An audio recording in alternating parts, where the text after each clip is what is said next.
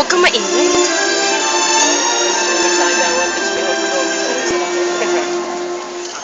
Huwag kayong matakot.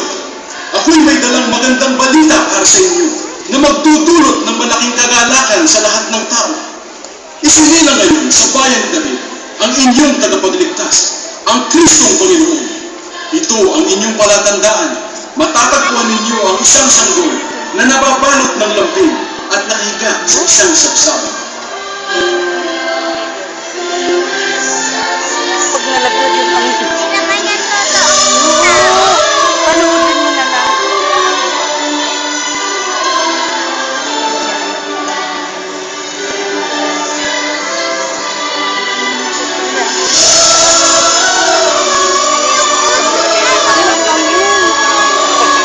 Galing na.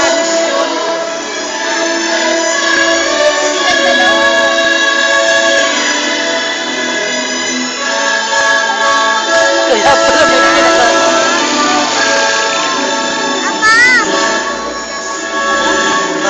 Umuwi na. Hindi ko naman makakaya maglaro niyan. Umuwi na. Yan.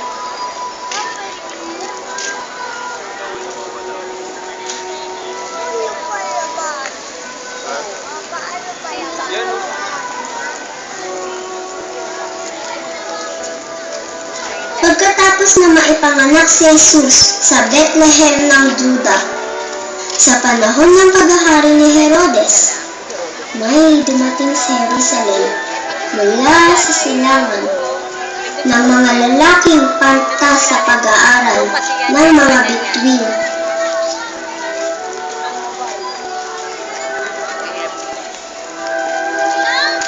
Hindi ko na nadala ang camera.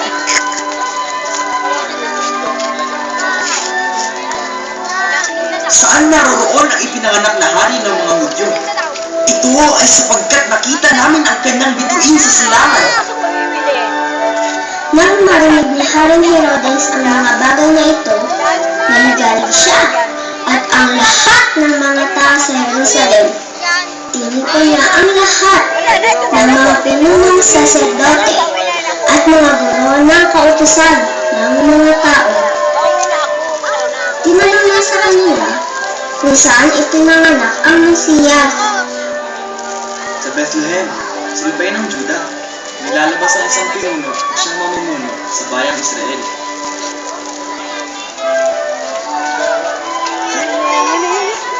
May lumabas mo ulit. Yun. Naya, tama, may lumabas ulit yun. Pakita mo. Mga nakasakay sa kabalo. Kita mo. Nang magkagayon, tinawag ni Herodes ng palihim ang mga pantas na lalaki at pinapunta nila sila sa Bethlehem. Tumaroon kayo at matyagang ipagtanong ang patungkol sa bata. Kapag natagpuan niyo siya, altaan niyo ako upang makapunta rin ako at sambahin siya. Ayok na may sobrang mahal. At narinig nila sa hari, ay tumuloy na sila sa kanilang lakad.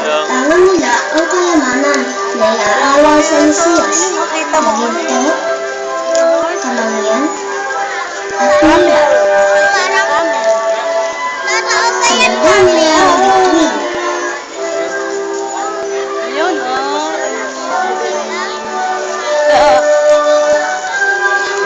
Uy, lampas na kayo doon sa ano. Nahanap yung bituin. Baka'y mahulog dyan sa kabayo. Baka mahulog sa camel. O, may dala siyang regalo. May dalang regalo yung kay Jesus. Kami may bata doon kumaan. Hindi mo na. Yan, hindi yata nakita. Yan, kumikibo din. Kumikibo. Ano nangyari? Takot ka? Takot ka ikaw? Hindi naman. It's alright. It's alright. Takot daw siya. Takot ka ga? Hindi. Tataklo ba naman ka? Wala na. Wala na. Lumabas na. Tumago na. Tumago na yung camel. Wala na, umuwi na sa kanila. Nangangalay ako. Ayun. Yun si Papa Jesus. The stars are brightly shining. Ang laki na ni. Pero maganda mo naman yun, tingnan mo. Of our dear Savior. All may the world in sin and error find, Baliktad.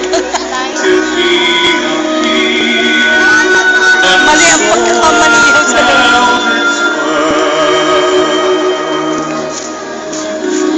A thrill of hope, the weary world rejoices for yonder place, a new and glorious morn. Kasi pababalo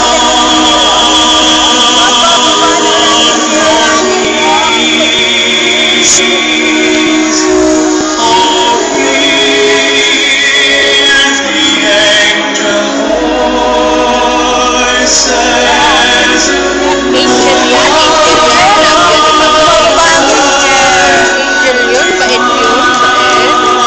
Ay, close naman ay. When Christ was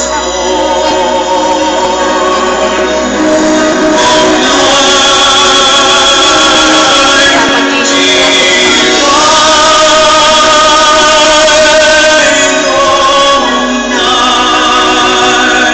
Ang galing.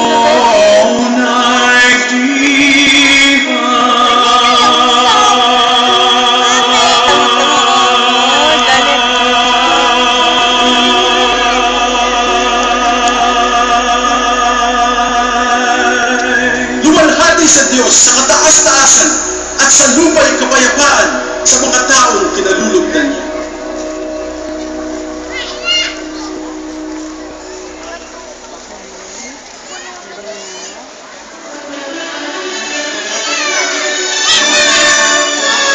Marami pong salamat sa inyong panahon. Ipinaabot ko rin po ang aking taus-pusong pasasalamat sa mga tumulong at sumuporta upang makasakatuparan ng proyektong ito. Naway patuloy po tayo magsama-sama para sa tagumpay at pag-unlad ng lungsod ng Batangas. Sa gayoy, tayo maging daan para sa kaligayahan ng bawat isa at ng sambayanan. Ito po ang inyong punong lungsod bilang mga bayad ng makuha. Lumabati sa inyo ng maligayang Pasko at manigong bagong taon. Wow! Tayo na. Okay. No more na. Yun. Ang anghel. Umakyat na. Wala na.